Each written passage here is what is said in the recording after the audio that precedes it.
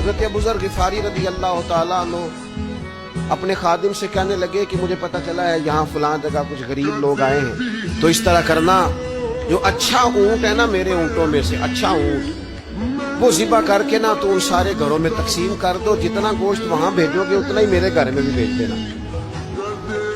آپ کا وہ خادم کہتا ہے میں نے اپنی سمجھ کے مطابق اچھا اونٹ ذبح کر کے گوشت بنا کے میں نے بانٹا، اور میں نے اس طرح کیا کہ وہ حضرت ابو ذر غفاری کے گھر بھی اتنا ہی گوشت بھیجا جتنا تمام غربا کے یہاں میں نے بانٹا۔ شام کو جناب ابو ذر غفاری اپنے اونٹوں کے باڑے میں آئے جہاں باندھا کرتے تھے اپنی حویلی میں، تو آ کے دیکھا کہ وہ سرخ بہترین اونٹ جو سب سے بہترین تھا وہ تو کھڑا ہے۔ آپ اپنے خادم سے کہنے لگے میں نے تمہیں کہا تھا جو سب سے اچھا ہے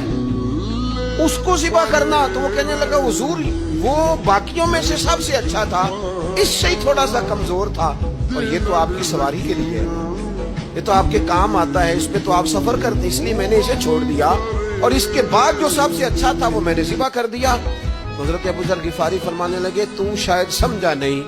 میں اسے بھی سواری کے لیے رکھنا چاہتا تھا پر اپنی آخرت کی سواری کے لیے۔ میرا دل تھا وہ جو آخرت میں سفر کرنا ہے نا، دشوار گزار گھاٹیاں ہیں، ان گھاٹیوں کے لیے وہ اونٹ میرے کام آ جائے گا، لہذا میں نے تجھے کہا تھا جو سب سے بہتر ہو وہ دے دینا، تاکہ ذرا میری آخرت کی سواری بن جائے، تاکہ میں ذخیرہ